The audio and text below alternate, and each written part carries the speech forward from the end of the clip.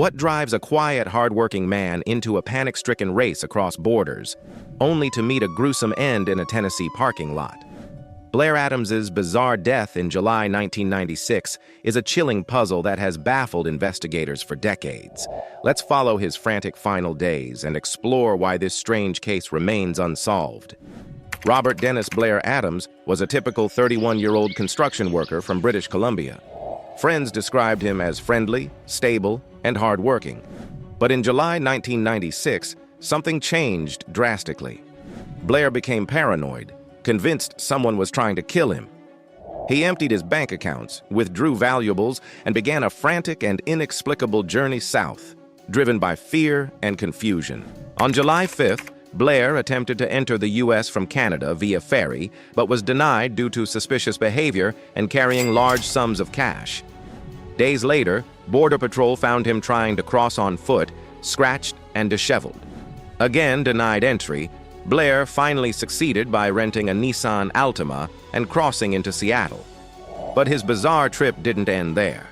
He booked and canceled a flight to Frankfurt, Germany, swapping it for a ticket to Washington, D.C., where he rented another car, a Toyota Camry, and drove south, ultimately landing in Knoxville, Tennessee. On July 10th, Blair appeared confused and anxious at a Knoxville gas station.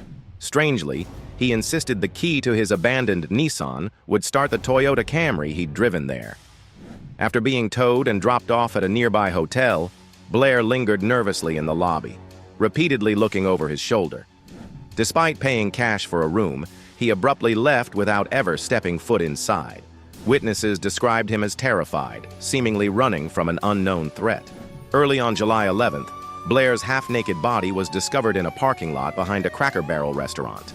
He'd been violently beaten, suffering a fatal blow to his abdomen, a painful and rare cause of death. Scattered around him were thousands of dollars in cash, gold bars, jewelry, and receipts. Robbery clearly wasn't the motive. He wasn't intoxicated or drugged, nor was there evidence of sexual assault. What exactly happened in his final moments? Some believe Blair suffered a psychotic breakdown, perhaps triggered by undiagnosed mental illness, causing paranoid delusions that sent him on this strange journey. Others suggest he was genuinely fleeing a real danger, possibly linked to organized crime or drug trafficking, though no clear evidence supports this. Maybe Blair trusted the wrong person in Knoxville, becoming the victim of a random or targeted violent encounter. Some even speculate a secret meeting went terribly wrong. Yet decades later, no suspect has emerged. Blair Adams's tragic end remains one of North America's strangest unsolved mysteries.